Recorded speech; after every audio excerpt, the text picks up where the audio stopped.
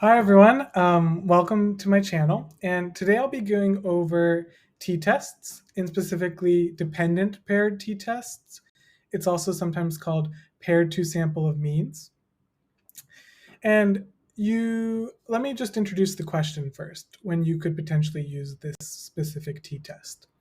So let's say a medical researcher wishes to see if he can lower the cholesterol levels through diet in 6 people by showing a film about the effects of high cholesterol levels. And you can see the 6 people above, there's 6 patients. And there's a before cholesterol level and an after cholesterol level. So it's saying at alpha equals 0.1, did the cholesterol level decrease on average? Use the p-value method in a graphing calculator. So I'll show you how to do this in Excel. And the important thing to note is that it's the same population. So you have a before level and an after level.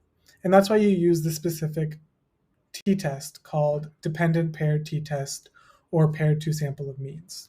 And you can also just do a t-test regularly, and I'll show you how to do that.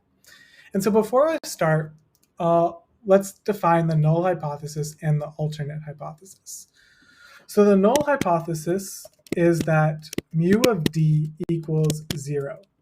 And that's basically saying that mu1, which is before, minus mu2, the after column, equals 0. So there's no difference between the before or the after. And the alternate hypothesis, which is what we're trying to find out, is did the cholesterol level decrease on average? So the alternate would be saying that mu of d is greater than 0. And we know that because if we want to lower the cholesterol, if you subtract the before level from the after level, you should receive a lower value. You should receive a positive value, which means mu of d is greater than 0. That would be true if the cholesterol lowered. And so then we do our test. And so how do we do this test in Excel? So I would go to the data tab, I would go to data analysis, and there's 3 different t-tests: paired two-sample for means, two-sample assuming equal variables, two-sample assuming unequal variance.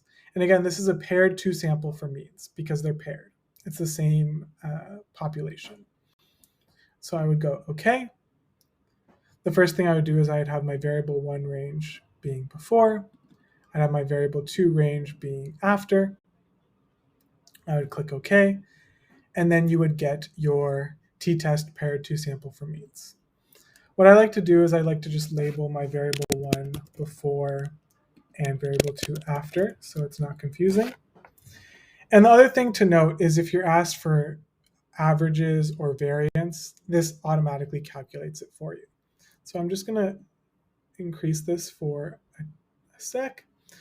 And the other thing to note is that because we're looking at mu of d is greater than 0, this is a one-tailed test because we're only looking at one side of the graph. And so you have your t-stat here, and then you have your one-tailed p-value for a one-tailed hypothesis.